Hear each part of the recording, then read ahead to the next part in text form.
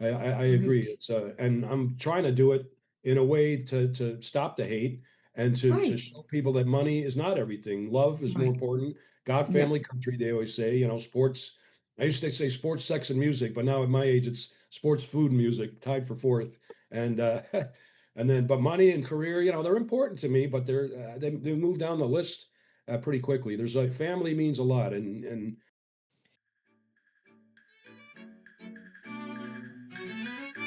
Hello, and welcome to Story Power, a bi monthly podcast I created because I'm an unabashed story lover. Stories have had a huge impact on my life, starting with the family movie night discussions my parents instituted when I was a child. I want to share that love with you. As cognitive scientist Roger C. Shanks says, humans are not ideally set up to understand logic. They are ideally set up to understand stories. I'm making it my mission to not only spread the love of stories, but all the valuable things they teach us about human nature and relationships. We humans are emotional creatures, and stories help us examine our emotions from a comfortable distance. They also help us walk in the shoes of the characters to help us see the world in new ways. It's my hope you gain some valuable insights from my guests.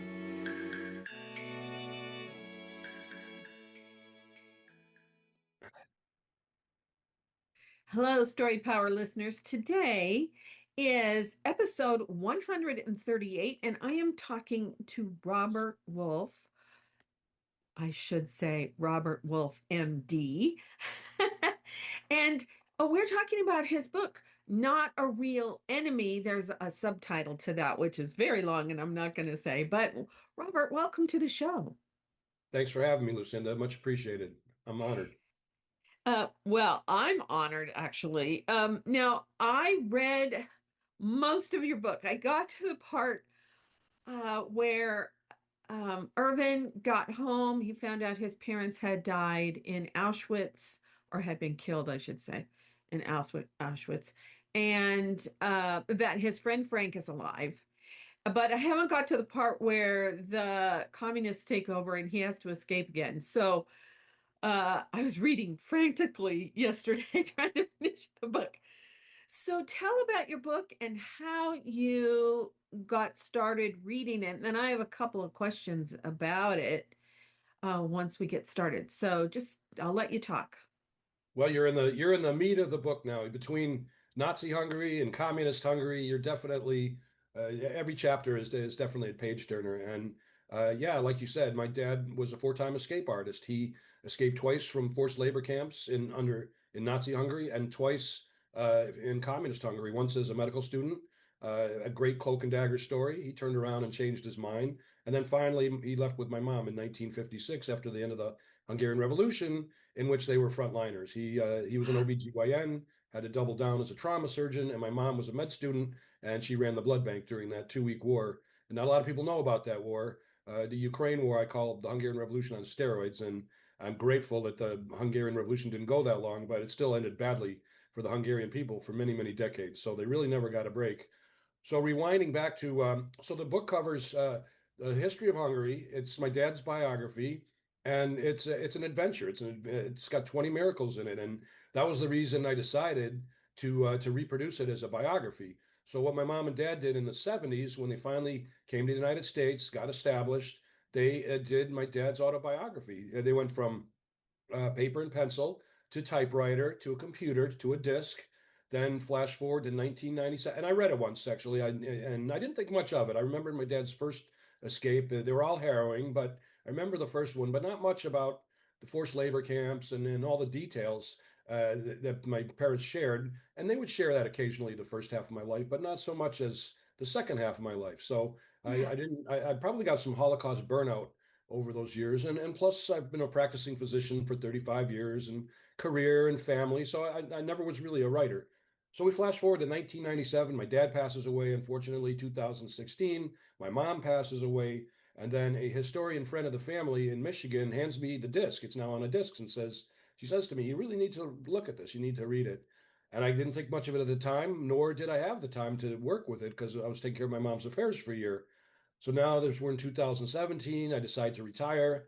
In 2018, a friend of mine from Michigan, he was running an imaging center in Michigan, and he needed help. He said they were short radiologists, and so the lesson there is never burn bridges. So I got a job working from home through in Massachusetts and here in Florida through COVID. And what that did to me is with that brought me to the book.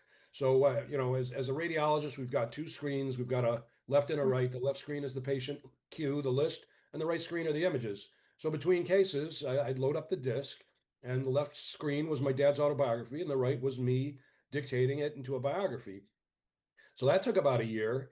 Then I moved down to Florida and I queried agents and publishers, and with little success. And I was about to self-publish, but then I thought, well, let me show the book to a few beta readers. So now we're talking 2019, 2020. One of them, Lisa Tenner, is a fellow author. She's in Rhode Island, excellent writer. She hooks me up with my co-author, Janice Harper, an outstanding writer as Oh, well. And that's what she does for a living. She's a book coach.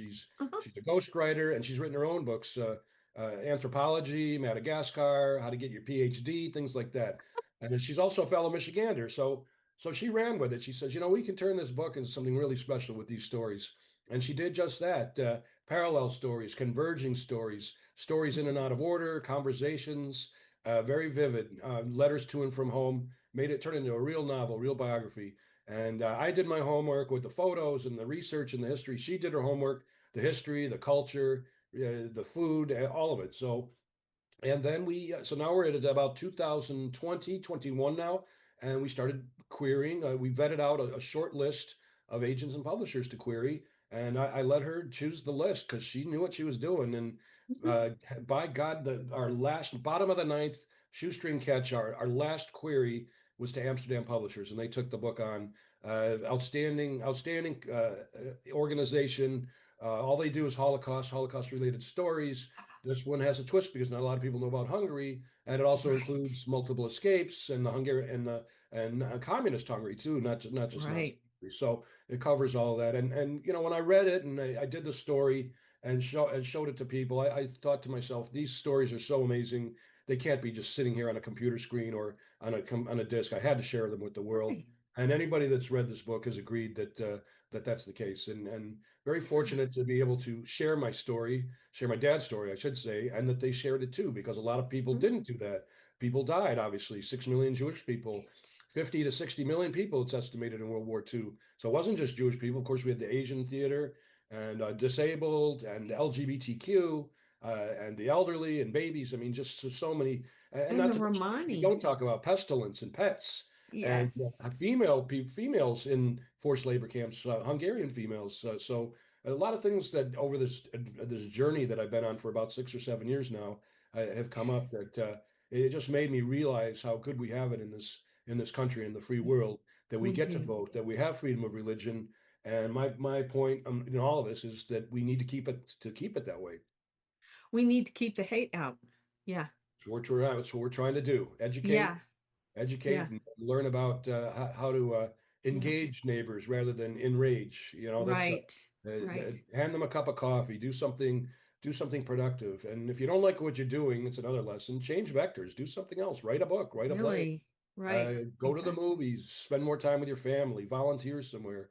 That's anything that rather than change jobs or go part time if you can. I mean, don't just go protest and hate people and call for the murder and the homicide of certain races and religions, countries, especially in this country. I don't think there's any room for that at all in the United States, and it's a disaster elsewhere too. Canada, Australia, Europe. Yeah. It's all ignited by that October 7th. And we can backflash to the COVID virus, the COVID epidemic, and the Asian hatred, Yes. and before that 9/11 with the this herd Mm. mentality, this Islamophobia that came after 9/11. Yeah. And people are denying some of these kids deny 9/11 happened just like they deny the Holocaust, and we have to remind them that 9/11 was American targets. It Right. was not Jewish people, African Americans, Islam, Muslim people, Asians. A lot of people died. Not to mention the collateral damage, the costs. We all know what it's like to fly anymore. It's a real nightmare. Mhm. Thank you very Mhm. little, Mr. Bin Laden. I don't even respect him to call him Mr., but they do that in the New York Times or whatever. But it's always one guy that ruins it for everybody. That's the other, Stalin and Hitler and Bin Laden and Pol Pot, Castro. It's always the one guy. Whereas people should be following, like my heroes are Gandhi and Moses, Noah, even Jesus, even though I'm not Christian, Yeah. MLK. Those are the people that we should be following and listening to. And Yeah. oftentimes their messages fell on deaf ears, unfortunately. So Yeah. The Dalai Lama. the Yeah. Dalai Lama, there you go. There's one I haven't mentioned. Yeah. The Dalai Lama. I think it's interesting that you published yours through Amazon, no, excuse me, Amsterdam Press, because I have another guest and I looked him up. His name is Max Friedman, and he wrote a book called, now I wrote it down. What did I do with it? Max His Friedman. name Painful Joy. Painful Joy is rings a bell. his, yeah. And his parents were Polish. And they were each married in concentration camps, and they were the only survivors of their families. And then they met each other when they were sent to Sweden and met and got married, and then they had two children. So he's writing about the costs of the trauma on his parents and how that affected their family, because they did eventually come to the United States too. So his was the first episode in 2024. And he said that is a fantastic organization, that press. Yeah, Amsterdam Publishers. Yeah, there's about 100 authors now she last year she did this event that I was too ill to attend. And she did this big event in New York City, which looked wonderful, and I was planning on going, but I couldn't. This year we're doing a virtual event, and I look forward to meeting Oh yeah. Max and other. There's some really really good authors, and all ages. The youngest is a teenager, and the oldest is like 103. So it's a Yeah. wide gamut and not just the United States authors. Australia, Right. Canada, Europe, and Right. so a wide variety of coverage. Ukraine, Poland, Right. just like Schindler's List took place in Poland, but later in that movie, later in the story, they talk about Hungary, going to Mhm. Auschwitz, and that's exactly what happened later in the war. And the Yeah. Polish, they got hit hard too. They one of the worst countries hit in World War II. Poland, Russia, and Hungary. Hungary was the rate of homicide, the rate of the genocide from in a very short period of time, a matter of months, I 43, know. 44, where the hate and the Yeah. deportations accelerated. Poland got it early, obviously, because they were Yes. invaded in 39, if I So, remember yeah. correctly. And Mm-hmm. then a lot of them were refugees that went to Hungary, and we mentioned that in the story that Yeah. Hungary turned them back in a land for people deal, and I'm seeing that now in Ukraine. I hope that the Ukraine war ends soon, but Me I don't, too. and Orban, Hungary's leader now, they were calling him Putin's puppet back in the day, when the war first started. Yeah. But same kind of thing. And Poland, so they got hit. And watching Schindler's List again after doing this book had a profound effect on me because Yes. a lot of similarities, the torture, the mental torture, the Yes. random killings, and like we said, we never talk about pets. And there's not a pet, there's not a dog or a cat in the movie. And when the turning point in that movie is when they're on their horseback and they're up on this hill doing Yes. a ride, and they see all this gunfire going off in the ghetto. And I'm wondering, how many was people that were trying to hide, and dogs that were barking, cats hiding under the bed. Who knows? I mean, and we Yeah. all love pets. I mean, most of us do. Uh, Yeah. so and it's just disturbing Yeah. that we don't realize all that collateral damage that happened. And like for my dad, going back after the war to his Yeah. apartment, to his house, and seeing nothing that he recognized, a Christian family that moved in, Right. very reluctant to be helpful, not an item on the wall or on the floor that he recognized, and And all of the things that his parents had hidden were gone. gone. It's another good point. I learned this journey about 300,000 pieces of art were stolen from Hungarian households during the war, and they were hidden in, I believe, churches and museums. And I Um, don't know how much was recovered, and I can't speak to how much stuff was stolen outside of Hungary, but that's another sad part of it, that all those belongings were gone. right. And under the guise, the way the people bring their suitcases, and with my dad's parents, they told them they were going to be gardening. They would be working on Right. flowers and forests and conservation. But it was anything but. It was one big lie. one big deceit. And Yes. yeah, when they were on the train, you can feel the fear, you can feel the suffocation, you can feel the anguish and the Well, desperation. well, I just thought that the atmosphere that you and your co-writer created from the very beginning of the book, because Barry and I took a trip circumnavigating the globe in 1996, and every place we went has a different atmosphere, a different feeling to it, a different way that things work. And I loved that in the quote of the I can't talk this morning. The chapters about your mother and fa your father's life with his parents, and going out and promenading on the and greeting friends and neighbors out on the street in the evenings. We don't do that in the United States. And it was like such and the when they went to the park and when he learned how to swim, and I mean everything about it was like, yeah. And the food, that's the other thing, the food that his mom made, uh that all creates that feeling of what it was like to live in peaceful Hungary. Yeah, And I mean, then yeah. so then that sort of is tears at your heart when it turns bad. Well, that's another point is what happened to my dad could happen to any one of us. And Hmm. I can't say that enough. It could be a bad neighbor, bad local government, federal government, foreign government, natural disaster, bad business deal. And you could find ourselves, each one of us on the street, not knowing where our next meal is coming from, where we're going to sleep, even have a job. And so Right. my dad, yeah, sure, he escaped, but where was the light at the end of the tunnel? And before that, like you said, he was a spoiled kid. He really didn't have to work hard. He was a hard worker. I mean, he studied hard and he Hmm. loved to be on Hmm. the swim team. And if you remember, they kicked him off the swim team because he was Jewish, and Yeah. his dad lost a government job because he was Jewish. First, they cut Right. back his privileges and his benefits, and then they flat out fired him. So they were well respected in the 20s. And before that, before World War I, back from the 1890s and earlier, the Jewish people in Europe had their place in society, and there Yeah. were no major issues back then. If we go before that, 200, 300, 400 years, the Crusades and the Muslims Right. versus the Christians and the Spanish Inquisition and that on and on and on. There were different forms of hatred and different, but it's still the same. I mean, somebody said racism and anti-Semitism aren't the same thing, but I think they are. It's the same process. It's the same. Yeah. But yeah, Yeah. they did well, and my dad's parents had to struggle just to get to that point. They had to Right. convert to Christianity and back. They were lucky to find the wealthy nephew, the wealthy cousin who helped them Right. out. Another miracle. So my dad's parents were well respected in their community, and they gave Yeah. back too.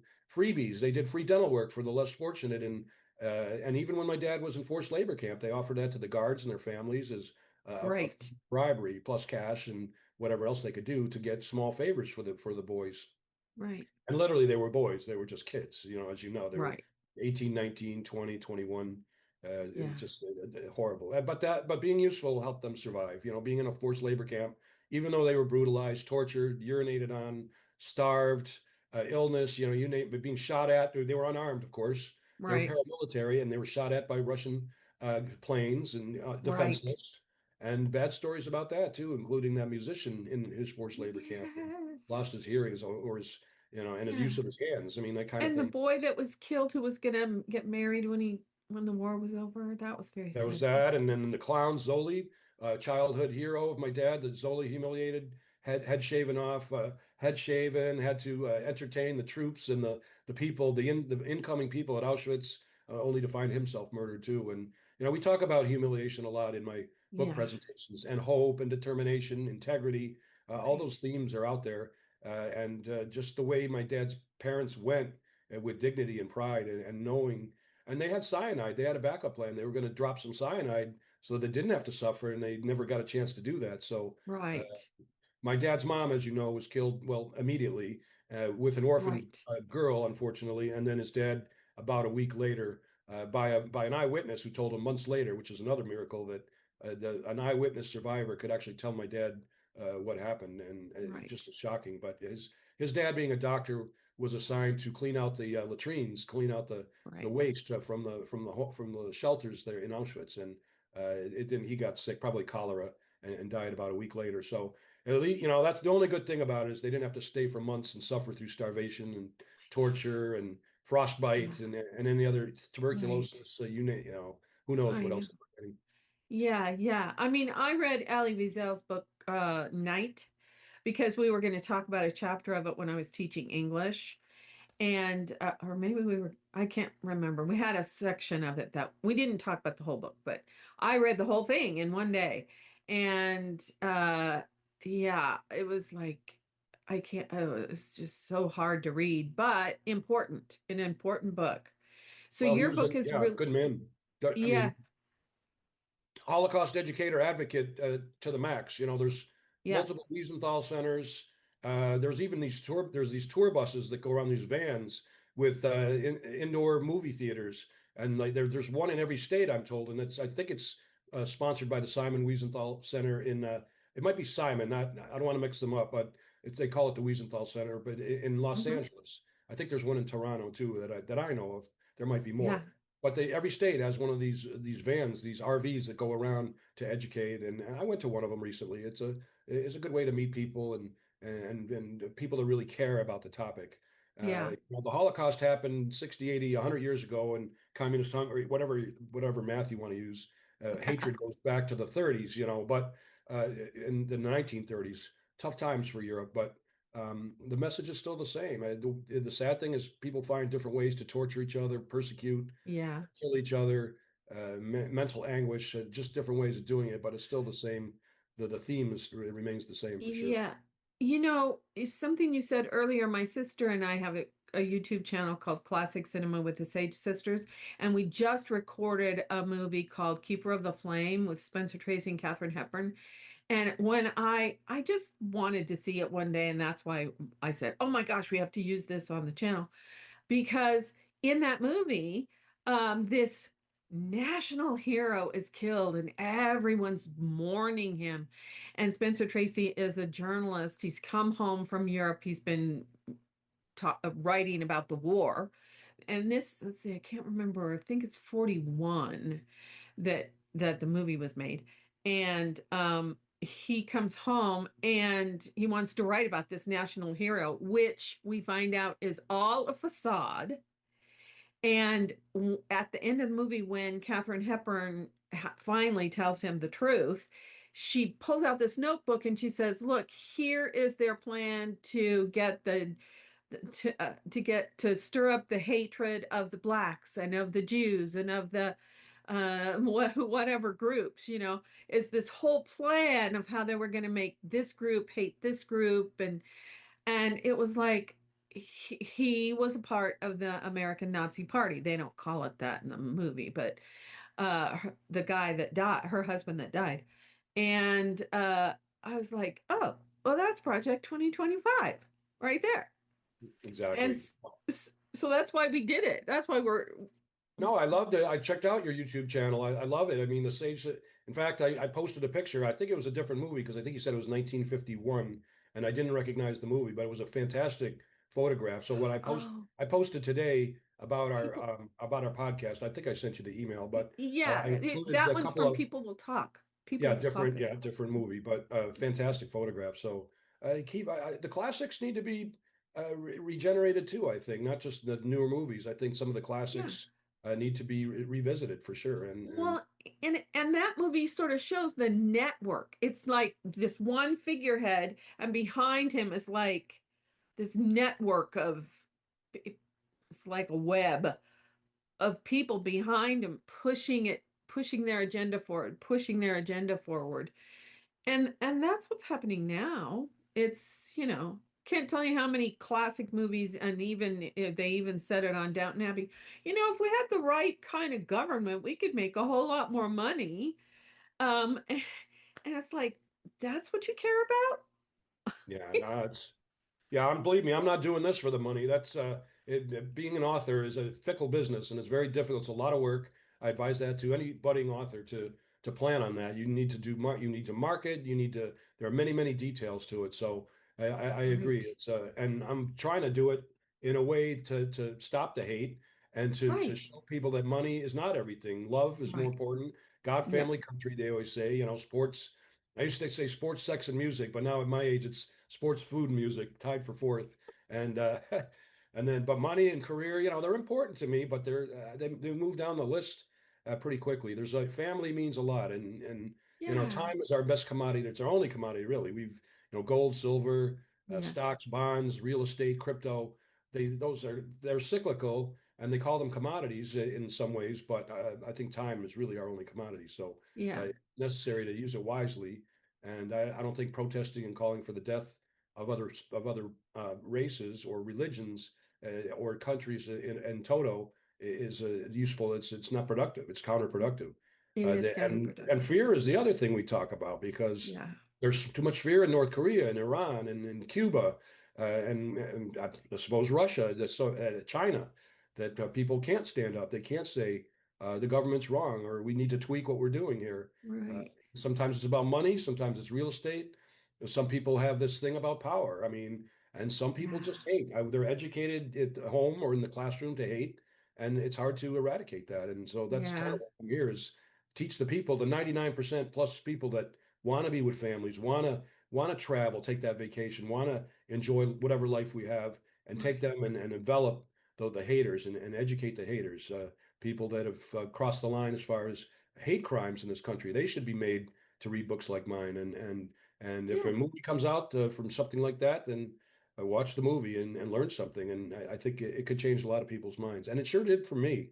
And that makes my day when a reader says to me, "I read your book, and it really changes my viewpoint on how this world is and how lucky we are." Yes. That's why I did this. Oh yeah. Now I have a question about your mom. You in your little bio that I pulled out from Podmatch, it said that she's in that video that is part of Schindler's List. That's where I saw it first. Is the survivors of the Shoah, and she's in that. Is she in that? She was, yeah, I've got to review that. I have a copy of that and I need to review it. But yes, she was interviewed. She was interviewed for that movie, the show. It was, I think, 96 or something. It was the mid to late 90s. Yeah. Schindler's List was later, but the association is both Steven Spielberg. Right. He was and by the way, one of the Michael Berenbaum is a professor in California, and he was a consultant for Spielberg in the Showa movie. So, and he wrote one of the testimonials for our book. So Oh, that's good. really quite Oh, yeah. it's quite an honor to have that happen. And two Yeah. other fine professors. One was Dr. Westerman in Texas, Hmm. and then Murray Pankauer, if I'm pronouncing that right, in Jerusalem. And I met him. I took him and his wife to dinner because when my book was released, I was in Israel, and so that was. So he made me take him to the most expensive place in the city, but I didn't mind. I owed him at least that much. Because he did a really nice he did a real nice job with the testimonial, all three of them. So it was great to be able to obtain those. And I think we could have got another 100 professors to do it, but you can only Yeah. you can't write a whole Right. book on testimonials. So Right. I appreciate that. But yeah, my mom was interviewed for that show, a movie, and she Yeah. was a big time Holocaust educator, more so than my dad even. Like I said, my dad became an OBGYN and delivered 10,000 babies. We can call that redemption of sorts. He brought some life back into the world. No sign of PTSD, jovial and jolly. You'd never know what he had gone through. Whereas some people had that, some people couldn't talk about it. But my mom sure did too. They were well respected in the medical community, the Jewish Hmm. community, and just the general community when they settled in Michigan. And that was part of it. And they were well rounded too. It wasn't just about the Holocaust history, communism, Right. travel, education. They engaged with people that were similar to them, but also many people that were not. And that's what I really respected that about. And we need more of that in this world. I'm trying to do the same thing Yeah. through the book, meeting great people like you, taking the time Yeah. to talk. That's another great experience with this journey is being able to do that.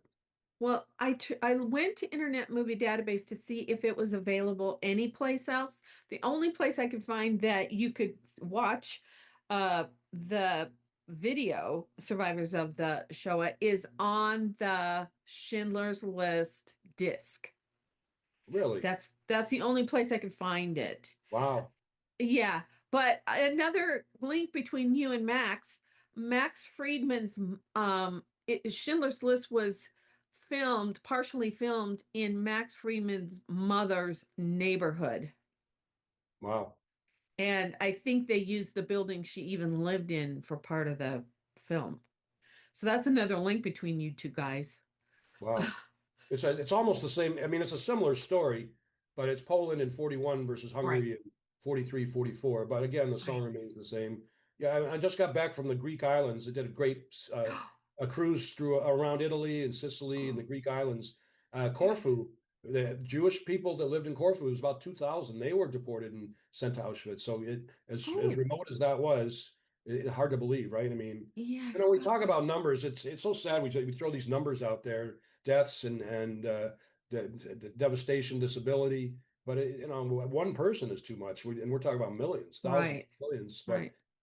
yeah, that was disturbing to hear that because what a beautiful place that was. It's a Yeah. tourist We attraction, and no, just to see that people couldn't be safe no matter where you were.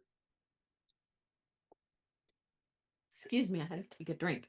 No worries. We loved Greece, but we didn't get to go to Corfu or any of the islands.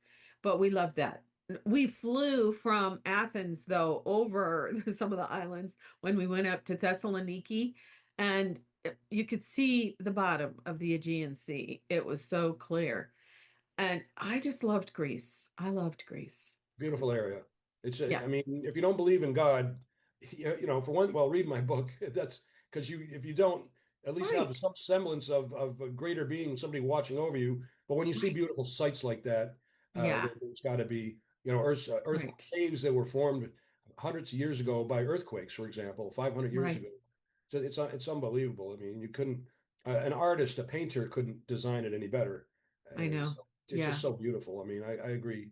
Well, I just thought that everywhere we went was beautiful in a different way. India is beautiful, Australia is beautiful, Germany was beautiful, England was beautiful, so uh, uh so all and Japan was beautiful. So I can't I might be leaving out some of the countries we went to. No, I mean, it's funny you mentioned, I'd love to go to Australia. It's definitely on the bucket list, but it's a long trip. I am going to India. I was invited to a wedding in November, so I am planning on going to India, which I look forward to. The gentleman lives there. He's actually my office manager. He works with me, and he's going to show me around a little bit, and we'll have the wedding. We'll do a little bit of business too. But I'm not looking forward to the time change. That's the toughest part, is that Oh the yeah, jet lag and the time change. But and that's going to be the part of the farthest I've been so far. yeah. I've been to Africa with my parents, but many, many years ago. I'm not in a rush to go back there, but Japan is definitely on the list. One of my best friends said that Tokyo was his favorite place in the whole world. It's beautiful. It's really beautiful. So, and he's been to all seven continents. So he's remarked with all four of his kids and his wife. So a surgeon in Michigan, really, really great guy. And Yeah, so, yeah, hopefully India works out. And good for you, Australia. Good for you. Real sad about Australia now with the anti-Semitism. And I Canada, know. Europe. I think we mentioned that earlier. Not only the United States, Yeah, but yeah. hope that changes in a hurry. I hope so too. Because I mean, Australia, the United States both have that indigenous prejudice against the indigenous people, but we went to the most fabulous uh, art museum in Adelaide. We have a friend who lives in Adelaide, uh, Australia, and it was so gorgeous because it was all indigenous artwork. It was like, oh, whoa. We spent a lot of time there. Of course, my husband's an artist, so we went to lots of art museums. But yeah, the thing That's a must. Yeah, the that's a thing, must, I think. Yeah. yeah, because there is something about artwork too that has this emotional feeling about it. It's probably because the artist has an emotional feeling when they're creating it. And yeah, so anything that's gonna bring us together is, in my book, a really good thing. So artwork, books, movies, Music. just just Music, sitting. sports. Yeah, no, Yeah, music, sports, right? Yeah. And I loved in the book that your father had so many like little miraculous things that happened for him. yeah, some Uh, little, some big. I mean, yeah, four yeah, escapes alone without getting caught, without getting killed or hurt. That's a start, you know. And like we said, the way he got into medical school, he ran into somebody who knew the dean, and only there was a quota: only 10% of the medical students could be Jewish, and this was post World War II. right, And he was lucky to be able to do that, and he succeeded at it. But he ran into the right people, and the way where he hid, the way he hid in women's clothing and casinos, right, under the bed of in nursing right. and assisted living facilities. But he also met the wrong guys. He got herded into a he got double crossed, herded into a truck with his friend Frank, and taken to what they call the Yeah, dog pound, which was it was the forced labor camp where they trapped the people that had escaped. And who knows what they would have happened to, but they escaped from there as well in I split know. second timing and a lot of luck. And Yeah, the stories are just unbelievable. So, um, yeah, a priest helps them leave the country at the end. The guy helping them escape Hungary, he's spouting out anti-Semitic remarks as they're going, as they're leaving. I mean, the border guards in Austria, same thing. They get drunk and they start talking about how Hitler was not so bad, and it was all Eichmann and Himmler and who else. And believe me, my mom and dad wanted to argue with these people and set them straight, but that wasn't the time to do it. right, Their goal was to get the heck out of there, leave the country, and end up right, practicing medicine in the free world. So it wasn't worth getting into some catfight over somebody right. else's beliefs. But it was sad that people helping them escape, not knowing whether they're Jewish or not. My dad's barber, he had a haircut after the war. And, you know, he needed a haircut, Right. and the Oh, yeah. barbers, he said, you know, I would stab any, you know, I could smell a Jew or whatever whatever the term I'm going to paraphrase, but you Yeah. know, very, very anti-Semitic. The Yes. doctor that treated my dad's foot infection says to him, and this is before Right. their first escape, he says to him, well, it doesn't matter if we treat you or not. And it was a crappy hospital. I mean, it was Oh, the yeah. facility was crappy, and it was unsterile and just unsettling. And the doctor says to him, well, it doesn't matter if I treat you or not because you're going to be dead soon anyway. And can you imagine your doctor saying that to you? It's just so I demoralizing know. is what it is. So I know. And reality it's sets in. amazing that he healed, that I his know. foot healed. Well, then their escape was on a bad foot. I mean, that, I you know, know. running down the hills for miles, you know, and hiding. And I can't imagine the pain Yeah. and not being able to eat for hours and hours, maybe days, Yeah. until they finally got to civilization. And even then, you don't know if you're safe. You know, you might Right. remove those yellow bands, yellow stars, whatever the case may be. They had yellow bands and those silly hats that they had to wear, but no weapons, so they couldn't hunt. And you know, Right. it's just a miracle the way. And his friend Frank actually, he documented some of the trauma, but Oh, not nearly as much as my dad. So yeah. coincidentally, a miracle outside of the book is that his daughter reached out to me, found out about the book, and gave me some supplemental information that her father had supplied. He ended up being an architect, and so he was good with the math and the numbers, and he actually drew out a path of where the men were, an estimated path where the men were throughout their Mm, time in the forced labor camp, which was quite a stretch for just a few months. I mean, it was quite a yeah. almost the whole northern half of Hungary was it was part of their journey, almost to the Austrian border and all the way to the northeast. It's unbelievable, and then Budapest and back, and so yeah, that's another miracle is how that it came to be that she found me, and we're still in touch. She's actually in the West Coast. She's in the Los Angeles area, and I Uh-huh. hope to meet her again someday. Did Frank and his family move to the United States as Yeah, well? yeah, they were in California. So his daughter and husband and kids all live in the Los Angeles area. And Frank, my mom and dad visited Frank and his wife, and vice Uh-huh. versa. So I met them more than once. They came to Oh, visit good. us in Michigan, and I don't think I ever visited them in California, but they certainly came to Michigan more than once. And I had no idea how cool these guys were. That they, you know, so they were a badass, you know, from what they did and how they got away. They were just they were cool guys. I mean, I my know, dad was kind really. of my hero anyway. He's the reason I went into med school in the first place because I just loved how he loved his work and the people loved him.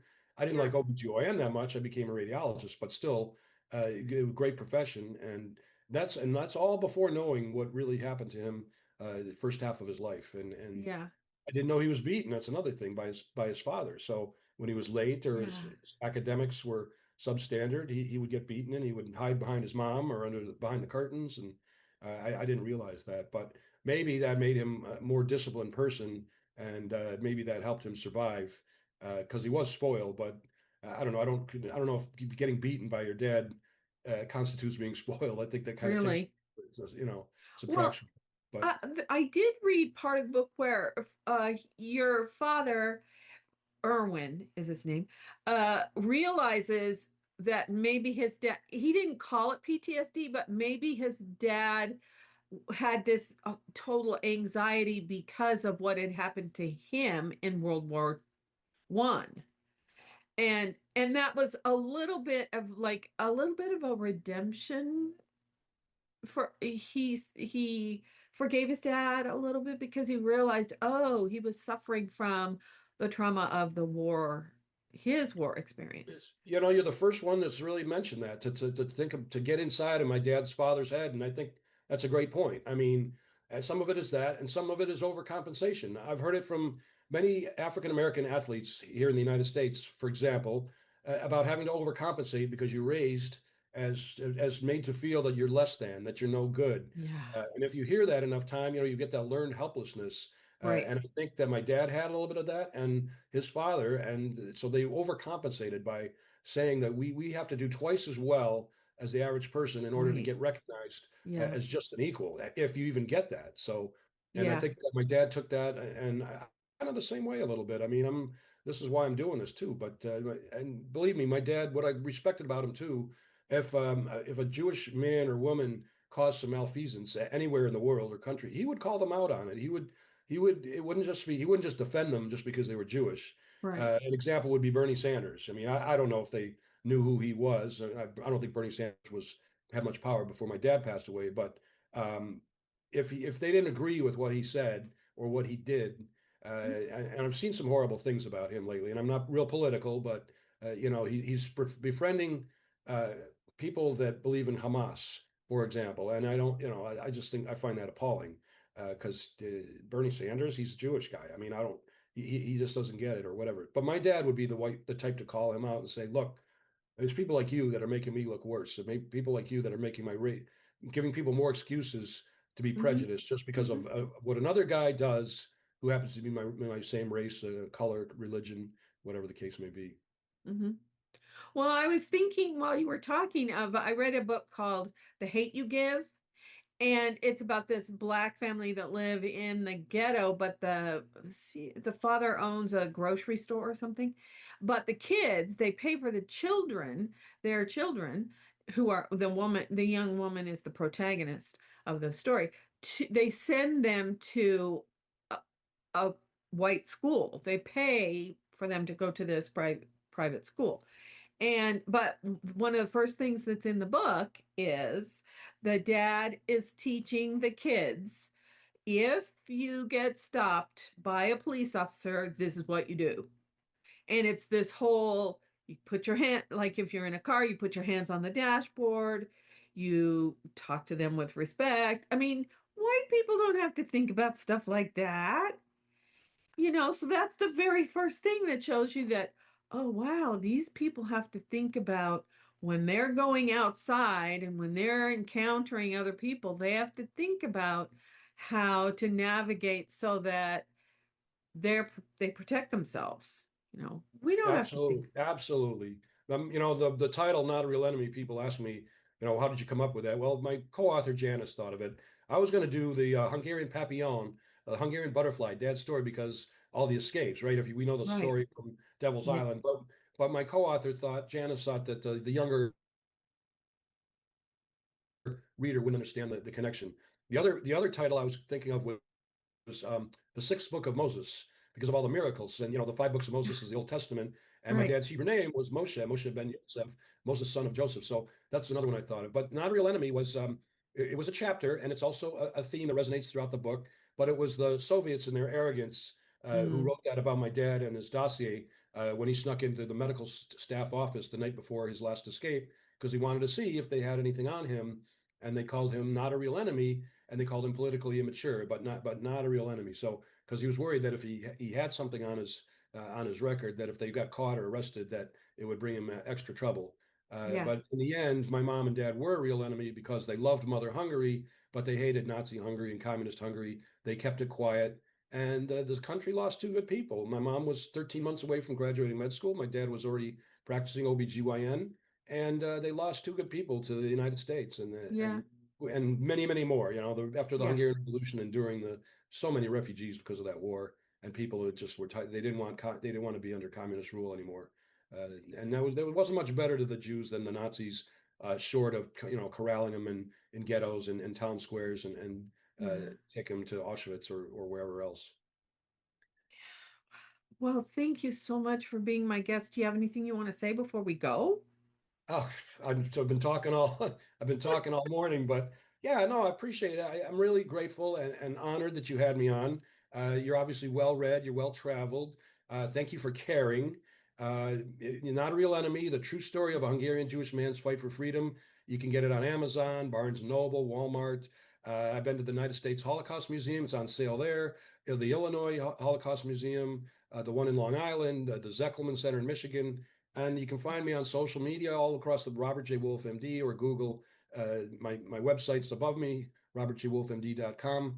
A lot of good content. We've done a lot of programs, videos, and I'm just simply just trying to stop the prejudice, the hate, in my Yeah. own little way of doing it. The way, and we have a lot of problems, homelessness and pet abuse, for example, poverty, distracted driving. I mean, Right.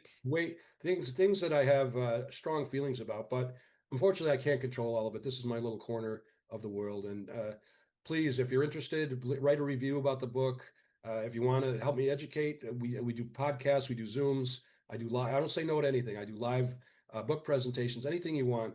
Help spread the word and let's help keep the peace here in the free world while we can. Right. Oh, thank you so much for being my guest. Thank you. Appreciate it. Thanks, Lucinda.